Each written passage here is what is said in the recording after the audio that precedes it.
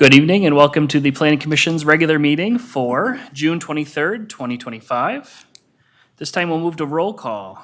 Commissioner Fisher. Commissioner Bott. Here. Commissioner Britton. Here. Commissioner Fisher here. Commissioner Frazier. Here. Chair Frazier, I should say. Commissioner Knebel. Here. Commissioner Steckman. Here. And Commissioner Woodman. Here. Thank you. Item 3 is approval of the agenda. I would look for a motion to approve if there's no additions or modifications. Motion to approve. Motion to approve from Commissioner Knebel. Do I have a second? Second. Second from Commissioner Britton. All those in favor say aye. Aye. Aye. Opposed say no. Motion carries 7-0. Item 4 is open forum. This is an opportunity for anyone to speak to the commission on an item that is not on the agenda tonight. So at this time, I'll open forum. Seeing none, I will close open forum. Item 5 is Chair's explanation of the hearing process. The Planning Commission is a volunteer advisory group to the City Council. One of the commission's functions is to hold public hearings and make recommendations on land use and zoning matters. The purpose of these public hearings is to provide an opportunity for each applicant and citizens to present information, ask questions, and express opinions. Since these proceedings are televised and recorded for the public record, anyone wishing to speak must step up to the podium and give their name and address before addressing the commission. Staff reports are prepared and provided to the applicant and Planning Commission in advance of the meeting. The first step in the hearing will be for staff to present a summary of the report. The applicant will then have the opportunity to briefly explain the proposal and provide additional information or comment. Anyone wanting to speak in favor or against the proposal will then be heard. Upon completion of the testimony, the hearing will be closed to public comment. The Planning Commission will then discuss and act on the matter. 2 complete agenda packets are available for view on the back table. Please do not remove those items. The City Council will act on the only item on the agenda tonight on their meeting on Wednesday, July 16th, 2025, which starts at 7 p.m. With that, we'll move to item 6. 6A is the Dressely Accessory Structure, case CUP V 2025-015 with Max presenting.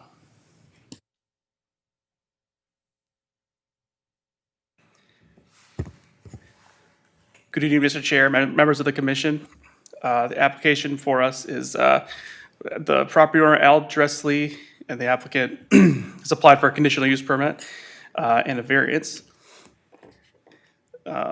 to allow for 2,340 square feet of accessory structure space to construct a proposed accessory shed. The applicant has applied for a variance for an accessory structure to be constructed in the front yard. The applicant has applied for an additional variance to construct the accessory structure with a metal exterior. The site is located at 6255 Hadley Avenue South. The property is 4.3 acres. It is adjacent to the Eastbrook subdivision to the north. The home was constructed in the mid-90s along with an existing 980 square foot accessory structure, which is constructed in the front yard. The site is serviced by a well and septic system. A swimming pool resides in the rear of the principal structure, and the site is wooded with a mix of deciduous and coniferous trees. The property is currently zoned R2 Residential Estate District. The R2 Residential Estate District is intended to represent areas well suited to high-value housing in very low densities. The intent is to preserve a semi-rural lifestyle on larger parcels nearby developing areas. The site is guided as low-density residential in the 2040 Comprehensive Plan for potential development in the future. Zoning ordinance allows up to 2 accessory structures over 200 square feet, up to a maximum square footage of 2,000 square feet in the R2 district. The current accessory structure is 980 square feet, and the proposed will be 1,360 square feet, which would bring the total to 2,340. Swimming pools and 1 structure under 200 square feet does not count towards this total. Exceeding the square footage is conditionally allowed as long as it meets the 3 additional requirements provided in Title 11.35F in City Code. The first requires that there is an adequate setback, screening, or topography changes that buffer the proposed structure from adjacent public roadways or adjacent properties. Natural screening exists on site And minimal removal of vegetation is proposed to the road, between the road and the nearest neighboring property. The proposed building site is roughly 140 feet from the public road right-of-way with dense vegetation established between them. The second requirement is that the proposed building height or building square footage does not exceed the ordinance criteria for more than 20% as the site is in the MUSA. The property is in the MUSA, and the percentage threshold for increasing the square footage is 400 square feet. This proposal is only going to exceed the standard by 340. The third requirement is the setback distances are increased 5 feet for every 1 foot of height or 100 square feet in size. The applicant has proposed to build the structure 35 feet from neighboring property line.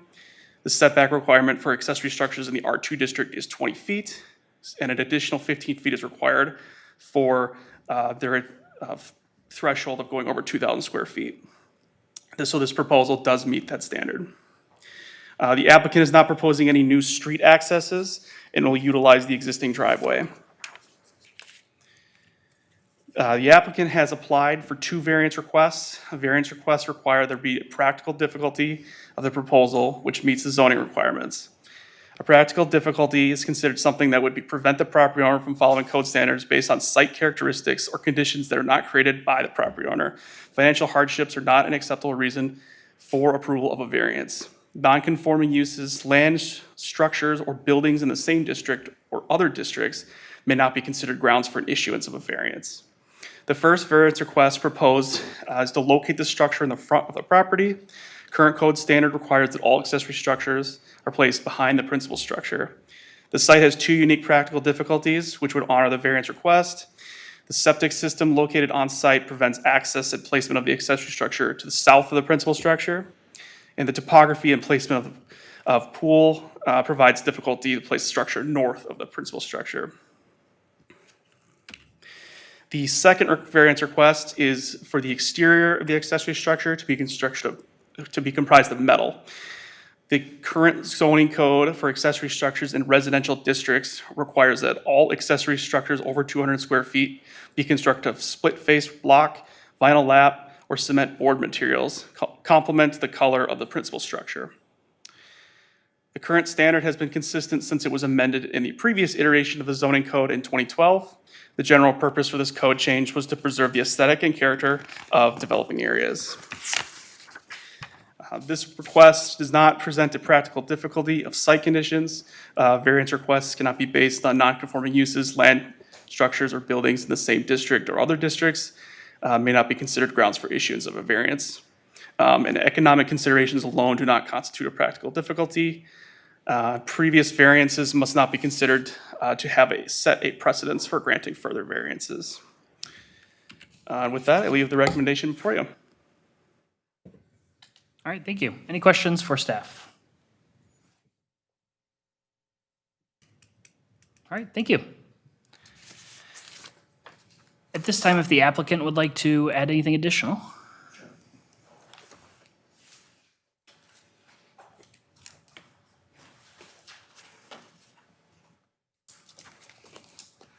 If you could state your name and address for us. Yep, good evening. My name is Dressely. I live at 6255 Hadley Avenue South. I'm just, in far as the variances and some of the things that I've looked at, and I want to thank Eric and also Samantha for helping me walk through the paperwork on all this. It's not an easy task to go through all this paperwork. But one of the things I wanted to point out is my neighbor to the left of me also has a metal barn that had a permit that was granted in 1997. That barn is 30 by 40 feet. I've got his approval, got 2 neighbors that on both sides of me to have this built. The difference is I think when we think of metal buildings, we think of just a plain old metal building, but I've got a lot of features on this building, insulation, cosmetically outside with eyebrows over the doors, windows. It's not gonna be just a plain old shed that's out there. Another thing I wanted to make sure that everybody knows that if you're familiar with this land or this location, which I'd ask if you ever get a chance to drive by, you won't be able to see this from the road, just as my neighbors won't see this from the road. And then finally, I think what's important is I've been there since 1994, and next to me, I recognize Ken and some of you, I think, but in 94, I moved in, and I was under the assumption that, this was land that I could do some things on. That's why you buy these larger lots. In 2017, around me, there was a lot of codes changed for a developer to come in. They were supposed to be 3 to 5 acre lots, and now we've got quarter acre lots with 200 houses plus. I understand that it's an opportunity for the city to get tax money on those, and all I'm asking for is if we do that for developers, I've been there since '93, I've paid my taxes, I'm asking just to have something in front of my house. Unfortunately, not to mention my septic, that the city wanted to put water in, but they didn't want to run it all the way back, so that's why my septic is back there. But there's also a creek back there that I've asked the DNR if I could reroute to do things, and they absolutely said, no, I can't reroute that because it's a natural. So with that said, I guess that's what I'm going for. I watch these planning commissions quite often, and I see a lot of codes change. And I'm just asking for something that my neighbor has, something that I don't gonna fringe any, on any of my neighbors. It's not gonna be an eyesore of any sort. No one's gonna actually see it. So that's it. Thank you for your time. All right, thank you. Any questions for the applicant? I have one.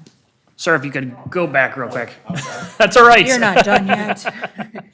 I'm not gonna let you off that easy. No, go Commissioner ahead. Fisher. Okay, so in the packet, there is a photo of a metal barn. Yep. Is that your neighbor's? No, that's not Barn? my neighbors doesn't even have windows. I didn't take a picture of my neighbors. Okay, where did you get the photo of the one that you included in your I don't know if I application? gave that or if I think I just got that off the internet. Okay, But again, mine's even got more cosmetically things than that does. I mean, I'm having a sure. door made and all these other things, so. Okay, thank you. But, yep.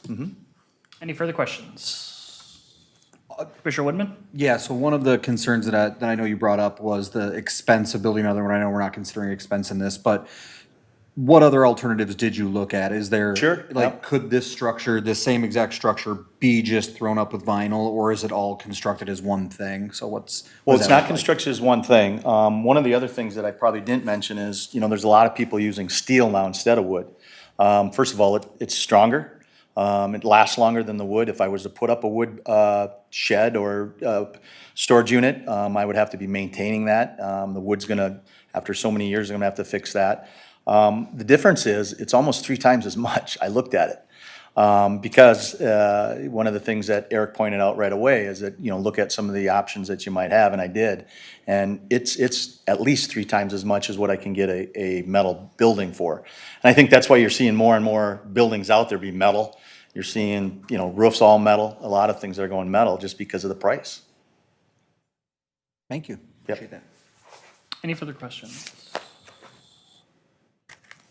You mentioned that your neighbor has a metal outbuilding, and I think you said that was in '97? Yep, I've got the Okay, permit for '97. all right. So I don't know, there's zoning, we understood the zoning, but I don't know what the definition was it back then. It's, because we can't find it. Yep. Eric's, can't find it, what it stated that it had to be. But it was R2. I thought I was R1 at one time, but it was R2 Okay. since '81. But it doesn't state what the definition of R2 is for building. Sure, okay. Any further questions? All right, thank you very much. Thank you. At this time, we'll open public hearing on the application. Anyone wishing to speak for or against the application can step to the podium. All right, seeing none, we will close public hearing. Any further comments, discussion from commission? Commissioner Woodman? I did drive by, I'm right in the area today, and I am in agreement that there would be no way that this would be visible from the highway, or from the road there, maybe just a couple of visible, through the trees type of things, but nothing that would be visual. I also think if you look at the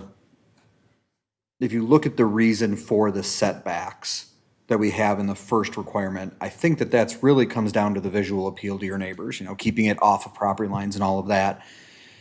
And then you look at the reason for the 2012 change is really to prevent brand new developments going in with mainly metal construction. Like, we're setting the precedent for the city of what these new builds look like. So I do think that there's room to approve both, in my opinion, because I don't think going metal disturbs anything in that area, having been from there, driving through there. I don't see any way that that would be a disruption. I know that's not what the recommendation was, but that's my viewpoint, is that there really wouldn't be any negative to the city, specifically calling out the harmony of the area. I feel like that area is still, a fairly rural little strip of land, and we could look at giving him a variance for that. Okay. Any further discussion? Commissioner Britton? Can we ask staff a question? Yeah, I was gonna do so myself, so go ahead. Okay. So we have reference to a neighboring property with a shed on it. Are there any other properties that you're aware of in the area that have sheds of this type? Comprised of Metal sheds? Commission, Mr. Chair, members of the commission. There is another shed that is south. I'm forgetting the road it's on. It's pretty close. It's in an R3. But it was constructed well before, same thing. That neighbor's shed, we have the building permit for, and it shows metal, it was approved. But we couldn't come across any code that kind of spoke to that in 97.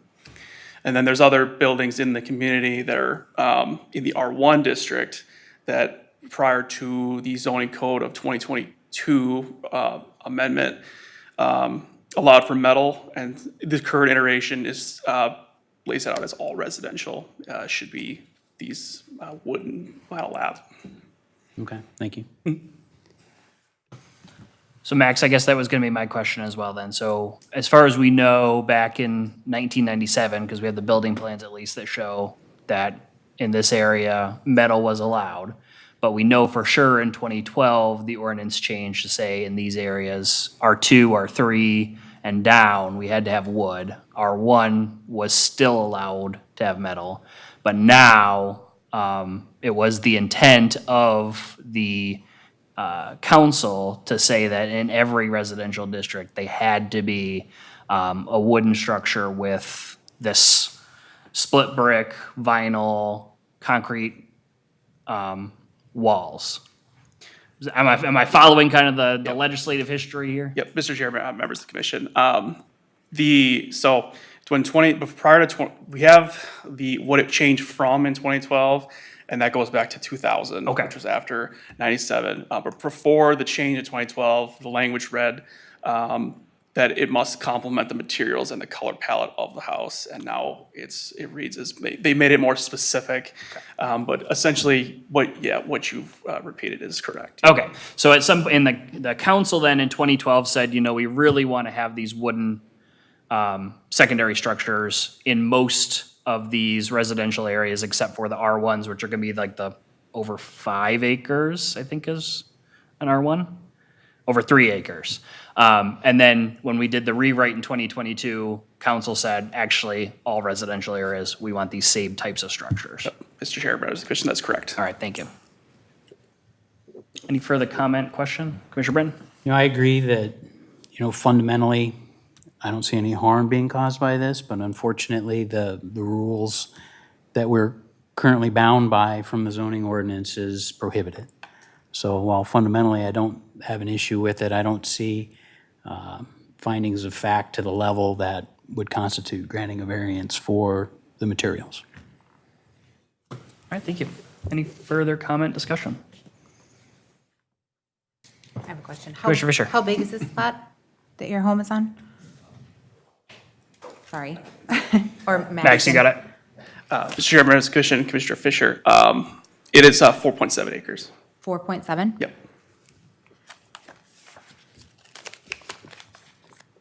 Commissioner Bott? I have one quick question. So the requirement for the building material is for aesthetics, or what is the reason behind? Mr. Chair, members of the commission, Commissioner Bott, the requirement is to maintain consistency with residential districts. And Emily, maybe you can tap in, but it's to maintain a certain aesthetic and character of the community. Mr. Chair, members of the commission, that was the intent in 2012, is to ensure that those materials were consistent with those materials that are permitted for, residential homes, right? We have standards for the architectural materials there, and we wanted that to be consistent, and to Mr. Erickson's point, to be consistent within those residential areas. Thank you. Any further questions, comment, discussion?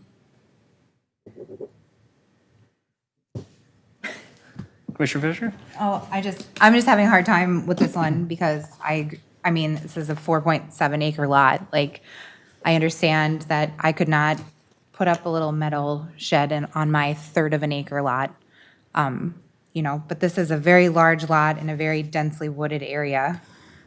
So it makes sense to me, like Commissioner Woodman said, like it doesn't cause any harm. However, our variance, the check boxes we use to grant a variance are not being checked. So I have a hard time with this one because it's definitely in a gray area. That's my thought on it.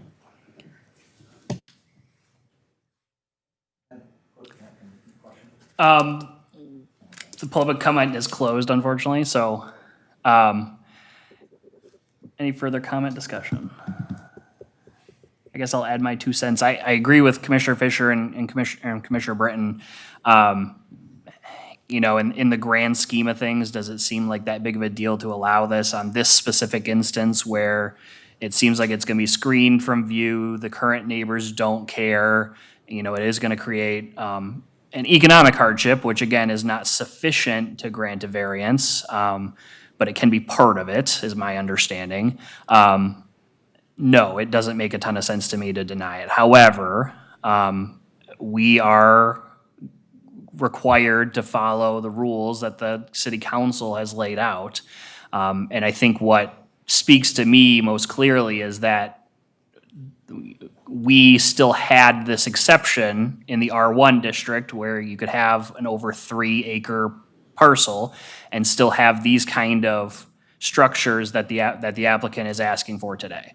And just 3 years ago, city council said, actually, we don't want that in our community. We want these type of structures that are already in R2, R3, R4. And so to me, that is a clear indication from city council that that is their intent of what they want in the community. And so I don't see that there is a variance basis to go from that. Obviously, city council can tell me I'm wrong and decide differently. That is their prerogative, but based on the history as I know it, here today, it is my belief that city council has given us an instruction of here is what the accessory structure should look like in our community, and these are what should be approved. With that being said, any further comment, discussion? Otherwise, at this point, I would look for a motion.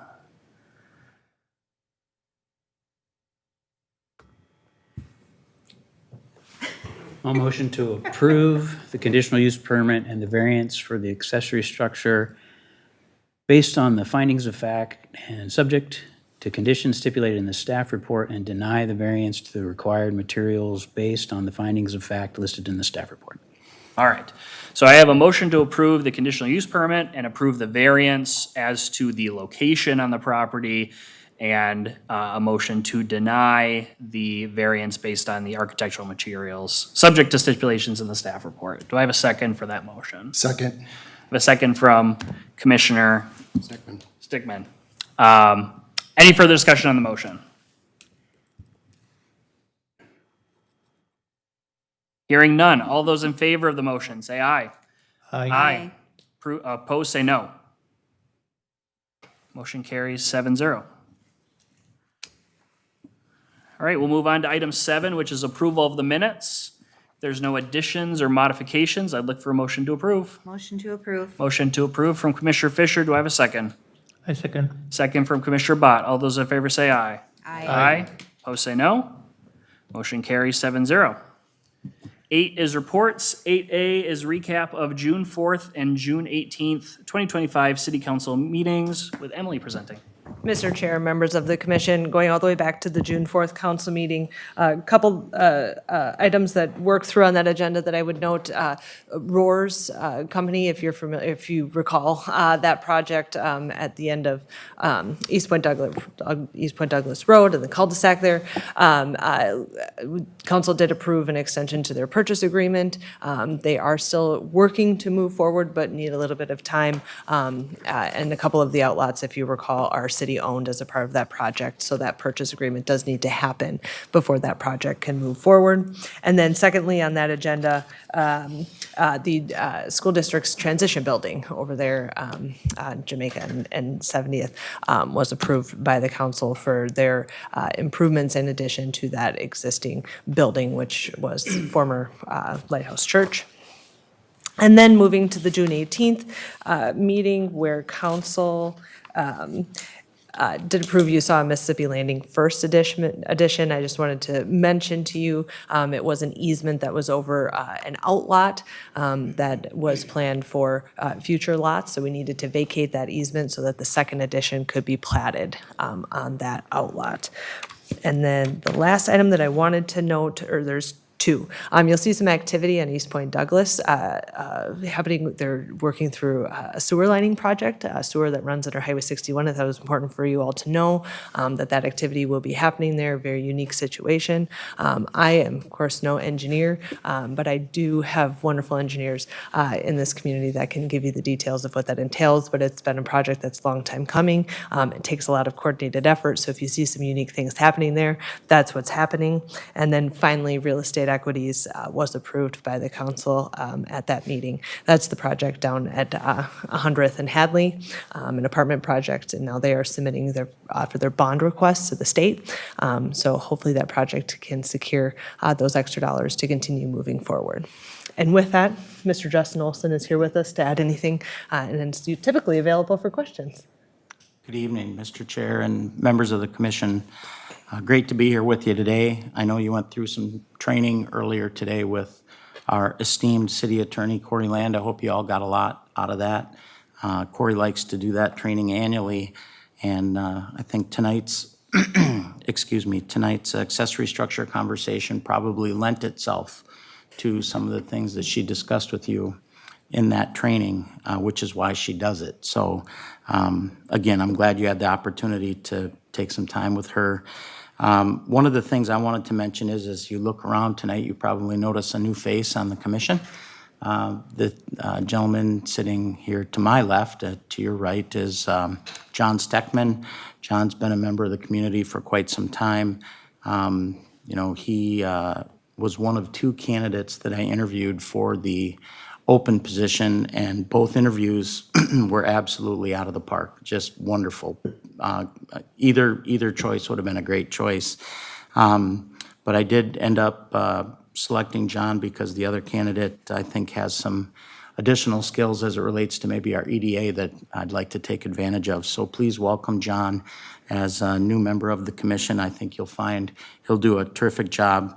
I've known John for a little while, and he's one of those guys who does his homework. I'm willing to bet he's driven past this accessory structure 7 or 8 times already, preparing for tonight's meeting, so welcome.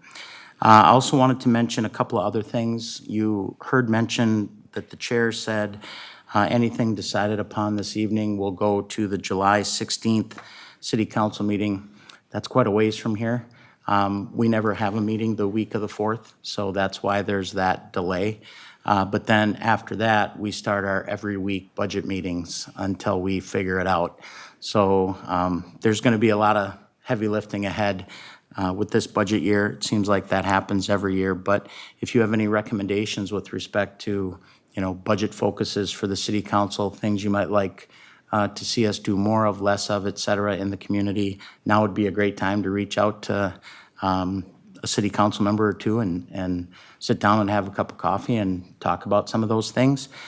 We work very hard to maintain a high level of service in the community, and there's always that delicate balance between value and cost. A lot of people know the cost of things. Very few people know the value of things. And so we have to try very hard to communicate value.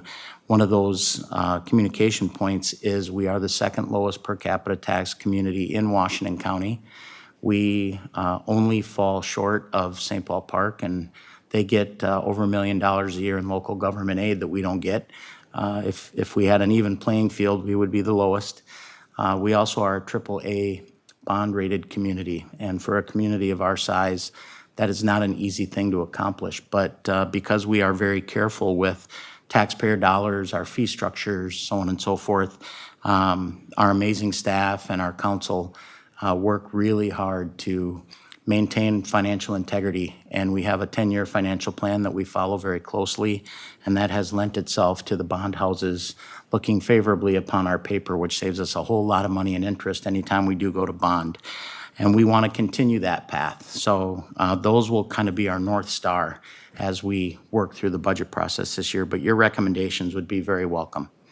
And then the last thing I wanted to mention, and I'll open it up to you for questions, is we did have a promotion in our public safety department at our meeting last week.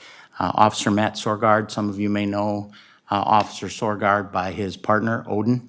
Officer Sorgard is a canine police officer. He and Odin are a tremendous team. In fact, they went to national competitions last year and finished second to the Washington County deputy that actually trained them both.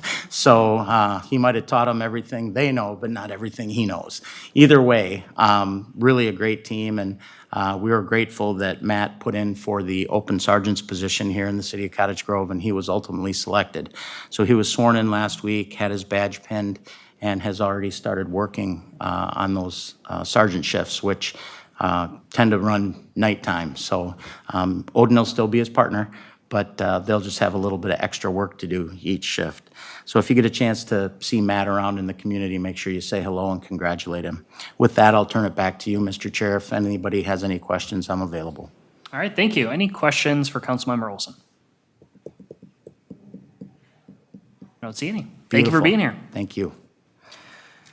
B was response to Planning Commission inquiries. Looking at the minutes from last meeting, there were 2 inquiries. One was from Commissioner Bott about the information that we send to the Met Council about affordable housing and the plan for that. And I think staff was going to provide us with part of the comprehensive plan, which we have printed off on the dais for us. So that's completed. I think the other one was also from Commissioner Bott about kind of like a cheat sheet on setbacks for areas, and I don't know where staff is on that. Emily? Mr. Chair, members of the commission, we really focus in our staff reports to make sure that we're outlining the code standard and then what the applicant is proposing, right? And so we'll continue kind of providing that clearly in there, but if we need to think about maybe a handout that's helpful, we can certainly do so. All right, thank you. C is Planning Commission requests. Is there any requests for staff from this meeting? Commissioner Britton? In the land use plan here, it lists that we have an airport of 6 acres in Cottage Grove. Where is that? We have an old airport. That is. I was just curious. I That mean, is it's in there. Jansen's Farm, actually has an airstrip from World War II on it. Oh, Yep, okay. yep. Dark blue color. It looks like it's way up Yeah, it's kind of hard to see. Okay, well, I learned something, so that's a good day. Who knew? All right, any other requests for staff? Commissioner Woodman? Update on we had the agenda item last week or last meeting that was pushed out. Do we have an update on where that's at and if it's coming back anytime soon? Yeah, Mr. Chair, members of the commission, Commissioner Woodman, that developer continues to work on their plans, making some adjustments and tweaks to ensure that they're able to meet our minimum standards. Obviously, before we present that item to you, we want to make sure that we've crossed all our Ts and dotted all of our Is, so that project is complete. At this time, I don't have a timeline for you when they would be back. They have extended their 60-day timeline to be extended indefinitely. Therefore, we have time to work through that. And so waiting on that developer to make sure that they've got all of their ducks in a row, per se. Before neighbors come and ask. Understandably. Which they will do. Yeah. They will do, absolutely. Any further requests for staff? All right, then we will move on to item 9, which is adjournment. Do I have a motion to adjourn? Motion to adjourn. I have a motion to adjourn from Commissioner Fisher. Do I have a second? Second from Commissioner Knable. All those in favor say aye. Aye. Aye. Opposed say no. Motion carries 7-0. We are adjourned.